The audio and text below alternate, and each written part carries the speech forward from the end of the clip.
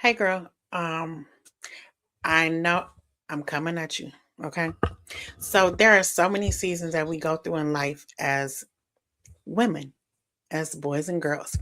We graduate from elementary school, we go to middle school, we graduate from middle school, we go to high school. We get to go to dances and the prom and all of those good things. We go off to school, we become parents possibly, or we find a trade that we're doing. And all in all, those are milestones in our life. But there are a few milestones that nobody told us about, and being a parent is one of them, and letting go is another one. So I'm gonna talk about um, these are seasons that we go through. So this ain't for everybody, but maybe it is. But I'm really talking to the parents that have you're always taking your kids to school. You always taking them to this after school programs, picking them up from here, there, and everywhere else. You got 5 a.m.s or whatever. They got to go to football camp, basketball camp, whatever it is, warm ups. They got to be in the weight room at whatever time. They got to do this. If they're in the arts or whatever, they got to be at the theater or at this college or that college. And this is all the things that happens in, I was going to say in elementary school, but in high school. I mean, and it could be in elementary school, starting there. So I'm talking to the parents, not the kids. I'm talking to the parents of the children. We have passed the graduation season. Now we're into the open house. It's summertime and we're into the open house season. And we are about to venture into going back to school or enrolling in school, registration, and all of that. And I'm going to tell you, if you have kids that are graduating from or that have graduated from high school, I'm talking to you, ma'am and sir. If you have kids that are going off to the military and they live with you full time, I'm talking to you, ma'am and sir. It is something to when you're the parent, when you are the people that are always taking your kids somewhere, you always going somewhere, you got to pick them up. Once you have kids, you just navigate them and put them in your life and you just roll like that. Um, I'm talking from experience. I got 10 years of experience on some of y'all. My son has went to school, graduated from high school, went to college, graduated from college, and he is living his life. Um, I know, child. I know I still look like I'm 22, but thank you. Anyway, I'm gonna say it. Anyway, nah, but for real. So, um, for me, it was a major transition because I was a single mom. My son's father was in his life, but we lived in two totally different states. We lived across the country, and I was just basically the primary. And with that, I had to do everything, whether I worked or whatever, or whether I didn't work. Your kids want you to show up and be there for them all the doggone time. They don't care that you got excuses or you got to work or you got to pay a bill or whatever. They still want you to show up. And somehow or another, I think I showed up for almost everything. Maybe one or two things that I didn't miss, that I didn't meet with my child, but I did have a good village and just a support system, just even within my mother. And then I had other relatives, but just showing up for your kid, getting them up or whatever, or being up with them early in the morning, taking them to school all day or whatever. And I'm gonna tell y'all, I think it was last year or something. My son and I, we were talking about his senior year, and he was telling me how he just could not stand me his senior year. He said I was so mean to him, and we was fighting all the time, and he was like, "Ma, we was just going at it." And We were actually. And when he said that, I was like, oh my God. And it's because as a mom, I was just like processing everything. Like kids don't think that, we care. But sometimes parents, we internalize things and then it may show in our actions, it may show in whatever. If we're stressed and worried about something, our responses could be a little shorter and totally mean to our kids at times. And I'm probably guilty of that. I'm sure I'm guilty of that because my son would tell me.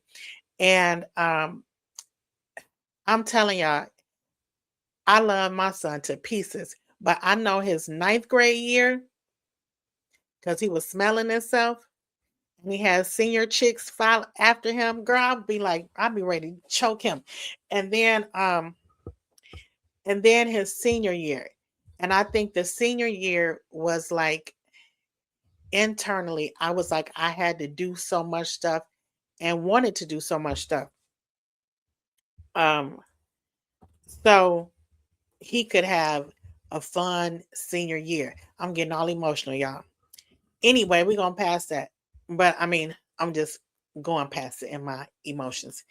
Um, but what I'm saying is in all of that, I was working through and processing, but not processing intentionally.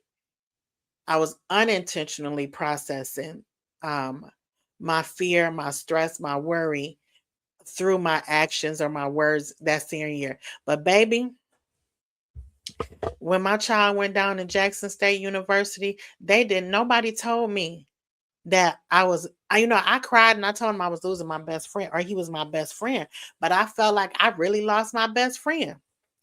And then I'm like, this the broke friend. You would think your load get a little lighter because the broke friend is gone, but that doesn't matter because the broke friend is your entertainment, really. My son, I love my son. And I actually like my son, unlike some parents. But my son was funny and kooky just like I was, but he was busy. But when he went off to school, it was like a whole new world. I had no idea what I was going to do with my life. Yes, I had a job. Yes, I worked and I was doing things. I thought I was doing things. I thought, yeah, when I was going taking my son to school, I'm going to work and doing what I'm doing, coming home cooking, maybe going out here and there and going to a class or two here and there. I thought I really had a life. Girl, I didn't know what to do with my time. It was like I had so much time when my son went away to school, and my son left early. He didn't leave in August. His parents, his other parents, and cousins and family members came up here. I want to say in May, the end of May. I remember because Raheem Devon came here that year. That was the first time he came, and I denied myself for my son. Anyway, anyway, and the kids still be clowning, but yeah. So I was like, it was like the end of May, and he graduated. He had a open house the next day after his graduation. And then I think that Monday he was going he was going to Mississippi with his family, with our other family. And his dad and them came and picked him up. So I was like, oh my God. It didn't mean nothing for me because I was used to my son going to Mississippi every year to go be with his family. And I was like, that's normal or whatever. But it was still so different because it was like in August, he's usually coming back. He did not come back in August, and a girl didn't. I mean, like, I knew in June that I felt like I was losing my son. And so, and I think throughout that whole school year, his senior year, I felt like that. So, parents, I'm telling you my angst, my pain, and going through reliving all these emotions, Lord, from 2015, I think. Yeah, 2015. And I'm just like, Lord, I'm taking myself back. I didn't even think I was gonna be emotional like this. So, but it's real. I mean, when you love your children and you relive these memories or whatever, you like, oh Lord. Anyway, so shout out to all the parents that were always there, always showing up, tired as hell, just going through the motions. You got everything on your plate, but you still showing up for your children or whatever. Shout out to y'all. This is proud. You are probably the person or the people that it hurts the most because you be so busy, you don't realize that you're busy with kid stuff. And then once your kid leave and go off to college, you like, oh my God, what am I going to do with my time? So that was me. So I have been saying I want to come here and help parents and just give some ideas or whatever for years, for the last 10 years, basically, or 11. Yeah, it's 2016, it was 2015. So yeah, so I just want to encourage people because I see it ever since I had to go through it. I see it in other parents' eyes and their faces or emotions or whatever. Or if I see them out, I'll be like, they have no idea. They don't know what they're doing.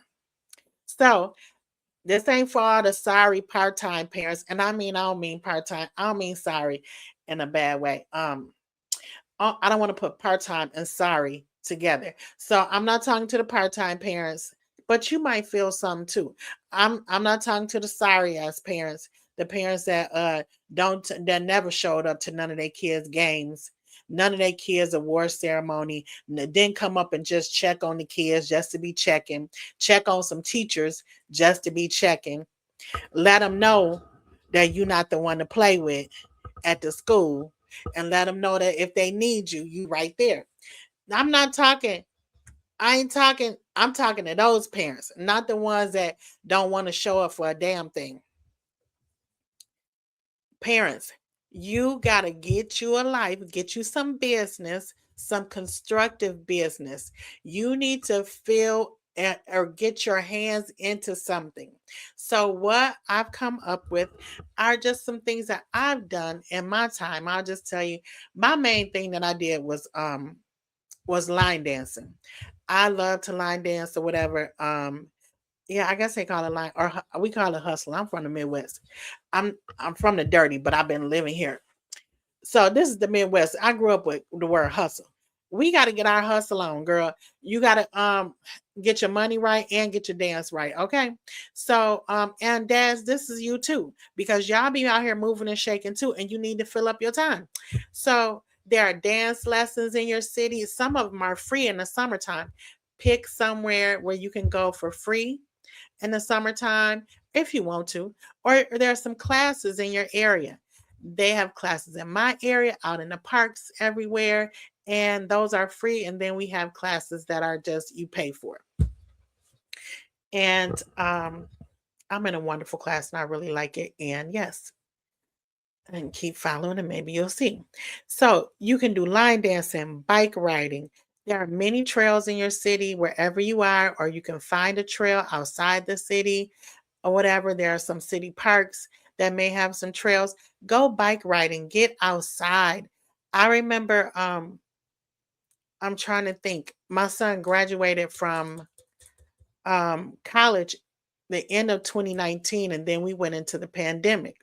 So I didn't even see him during the yes I did. Yes, I did. But at first, I didn't see him. But during the pandemic, I had to get outside. I worked from home at the time. I had to get outside and go walking and things like that. Walking is one of the best things that you can do. Get outside if you can, if you're not infested with all this smoke and smog in your area, or go to the mall, your local mall. The air should be better there. And with it being in the summertime, it's not as hot. So I would tell you to check that out. Line dancing, bike riding, walking, roller skating. One of my girlfriends, she did roller derby. And I was like, oh my God, I was so fascinated by that. And she loved it. And I think she still does it. And I just like, that girl's like my hero in doing that because you don't see a lot of people doing that. And they have like a roller derby. They have like teams and stuff. So check that out. And You can volunteer at a senior citizens facility, and seniors are always, I work with a lot of seniors, and they are some of the funnest people ever. They are the most blunt people, and they're always asking 11,000 questions. And they all, it's like having some, it's not like having teenagers, but it's almost like having adolescents. I'll say that. Don't let my mama see this. Anyway, you can join a book club. There are book clubs in your area. You can go to the public library. They have some book clubs there that are they'll tell you about different book clubs. Girl, get you a good book, get you a good group of people that love to read, honey, and you got a good time, okay? You can take cooking classes. Yes. There are some cooking classes in your area. I'm sure they're free. Check out your downtown area or what's happening in your city. There usually is some cooking classes. And one thing I do like is wine tasting. I love to wine taste, so I like to go to some of those events. Um, you can create a summer fall concert festival. There are, as you are gearing up in the summertime, still, it's some nice concerts out here. If you ain't went to see Chris Brown and Usher, baby, there is still time for you. Go out there and enjoy yourself. I can speak this week because um my voice is back. But around the 10th, after the 5th of July, no baby, the voice was gone. But anyway, I enjoyed myself though. But do something that is constructive so you can fill your time up. You don't realize how much time you spend being a parent, parenting, running around, doing what you need to do for your child. And a lot of times you be missing yourself. I'm not talking about them selfish parents because y'all already know how to handle your business. I'm talking about the parents that are selfless and they just be doing and running and running, running. And they running for their kids. They showing up for their kids. They're there emotionally and physically for their kids. That is exhausting. But God bless you. Okay. That's why right now you need to find you something to do. Get you a little part-time job. Pick up a part-time job somewhere. Volunteer at a at one of the pet places or something like that. But most of all, do something with your time. Something that you like to do, something that challenges you, and something that will fulfill that gap or that hole for that time that you need to, that you would usually be doing it with your kid. Of course, during the day and all this other stuff, you're not gonna find time. But I'm telling you, you will have time downtime when you get off work, and you'll be like, oh my God, I really don't know what I'm doing. I really didn't know I didn't have a life. I thought I was popping, but I was popping and running around being somebody Uber driver. You know what I'm saying? And being a cheerleader, which was fine. But now that I have this time, I got to figure out who I am in this stage of life. You know what I'm saying? So don't go out there messing up, drinking up every doggone thing, smoking up every doggone thing, and then you lost and you got to find yourself because your kids is gone. You need to find you some constructive things to do. Plan some trips, but in between planning the trips, you need to be doing something on a day-to-day basis to build your endorphins and keep you up and mellow and going. And you'll be meeting new friends. You'll be meeting new things and experiencing new things.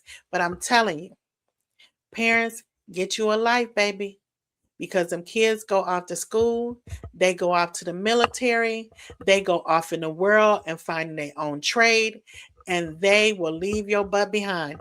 And I'm happy that they do, because they do need to live their own lives, and they do need to find, they have to find and cultivate their own circle and their own family. They build their family, they meet their wives and their husbands wherever they are. And you got to let the kids, grow up. And whatever, and know this, whatever you put in your kids, whatever you raise your kids up with, I'm hitting the mic, y'all. Whatever you raise your kids and the good things that you put inside your kids, please know that it's still there. I had to let my son go all the way to Mississippi, and we have family down there and everything, but that don't mean nothing to me. I mean, I just had to tell my son, like, when I ain't with you, the Lord is with you. The Lord is with you always. But it was a faith thing that I had to do, and I wanted my son to go outside of these city limits in the state of Michigan, and I wanted him to experience life and being down there, and I wanted him to be loved as a black male. And for him, that was at Jackson State University, the best HBCU in the whole wide world. And so, and he did that, and I'm happy. I was happy with my decision. I mean, some things could have been changed here and there, but I'm glad that he went.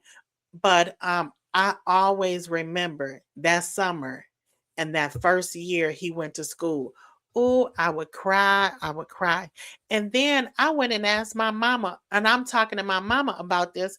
And here I am in my 40s or whatever. And my mama, 30, 20, whatever. And my mama is telling me that she cried about me when I went away to Jackson State. And I was like, girl, how am I just now hearing this? I mean, every kid wants to know that their parents is crying about them, I thought. But anyway, I mean, but she explained to me that it was an adjustment, and she still had my brother here, but my brother was grown and he was living his life. So I understand now as a kid what my mother was saying, but I really understood the pain of it when my son went to school, child. He's still gone. And I'm happy that he gone. Because I want him to live his life.